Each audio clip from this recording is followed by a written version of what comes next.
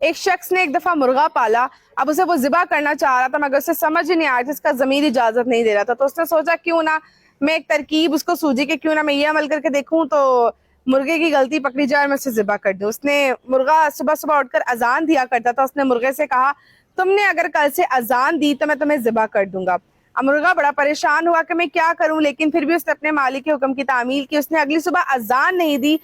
تو مالک بڑا حیران ہوا کہ اس نے تو میرا حکم مان لیا ہے، اب میں کیا کروں، اس نے تو اذان ہی نہیں دی۔ لیکن اس نے دیکھا کہ مرغا گردن اونچی کر کے کھڑا ہوا ہے، تو اس نے کہا کل سے خبردار تمہاری گردن اونچی نہیں ہونی چاہیے، اگر میں تمہاری گردن اونچی دیکھی تو میں تمہیں ذبح کر دوں گا۔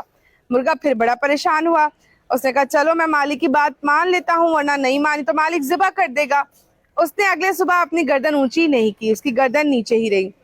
لیکن اس نے اس کے پر پھڑپھڑائے۔ اب مالک نے کہا اس سے تو آج گردن بھی اونچی نہیں کی۔ اب اس مالک نے کہا جب دیکھا کہ اپنے پر پھڑپھڑا رہا ہے تو اس نے کہا اب اگلی صبح تمہارے پر بھی نہیں پھڑپھڑانے چاہیے ورنہ میں تمہیں ذبح کر دوں گا۔ اب وہ بڑا پریشان ہوا کہ مالک روز کوئی نہ کوئی حکم دے دیتا ہے، لیکن اس نے اس حکم کی بھی تعمیل کی، یہ حکم بھی مان لیا اور اس نے اپنے پر بھی نہیں پھڑپھڑائے۔ مالک بڑا پریشان ہوا یہ معاملہ دیکھ کے اگلی صبح کہ حکم مانی جا رہا ہے، میں اس کو ذبح کیسے کروں، نافرمانی تو ہو ہی نہیں رہی کسی طریقے سے کہ مجھے بہانہ ملے اور میں ذبح کر لوں۔ اب اس نے پھر وہ بہت چلاک تھا، اسے ایک اور ترکیب سوجی، اس نے کہا کہ میں اسے کب ایسی حکم دوں گا کہ یہ مان ہی نہیں پائے گا۔ اس نے کہا کل صبح تمہیں مجھے ایک انڈا دینا ہے، اگر تم نے مجھے نہ دیا تو میں تمہیں ذبح کر دوں گا۔ اب یہ تو اس بیچارے کی بس کی بات ہی نہیں تھی، بڑا پریشان ہوا وہ اور ساری رات پریشانی سے گزر گئی اور وہ روتا رہا۔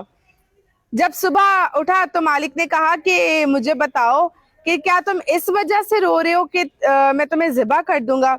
تو اس نے کہا نہیں مالک میں اس وجہ سے نہیں رو رہا، میں اس وجہ سے رو رہا ہوں کہ ذبح تو آپ نے مجھے مطلب غلطی تو میری پکڑی گئی، ذبح تو میں نے ہو ہی جانا ہے، تو کیوں نہ میں اللہ کی راہ میں قربان ہو جاتا، میں نے اذان دینا کیوں چھوڑی۔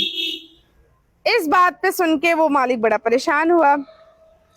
سارا معاملہ بتانے کا جو مقصد ہے وہ یہ ہے کہ اگر ہم کیوں غیر قانونی احکامات مان کے آنکھیں بند کر کے اس ڈر سے کہ ہمیں کوئی کچھ کہہ نہ دے، کوئی پکڑ کے نہ لے جائے، کوئی سزا نہ مل جائے، ہمیں کسی بھی صورت میں کوئی سزا نہ مل جائے، ہم اس ڈر سے کچھ بولتے ہی نہیں ہیں، ہم اندھے ہو کے بھیڑ بکریوں کی جو وہ ہوتا ہے نا جھنڈ، اس میں چلی جا رہے ہیں۔ ہم کیوں نہیں حق کے لیے آواز اٹھاتے؟ حق کے لیے آواز اٹھا کے سزا مل جائے وہ زیادہ بہتر ہے، برعکس اس کے کہ آپ کسی ایسی چیز پہ آپ کو سزا ملے کہ جس پہ آپ کو افسردہ ہی آپ رہیں۔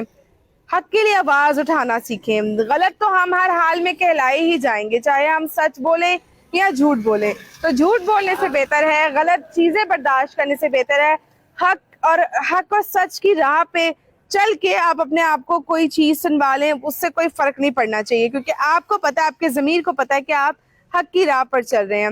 اسی طرح سے جس طرح سے مہنگائی بڑھتی جا رہی ہے اور ہم غریب کیا کرتے ہیں، ہم بھوکے رہ لیتے ہیں، لوگوں نے ایک دوسرے سے مانگنا شروع کر دیا ہے، چوریاں ڈکیتیاں وارداتیں بڑھ گئی ہیں، کوئی کمائی کا ذریعہ نہیں ہے، لیکن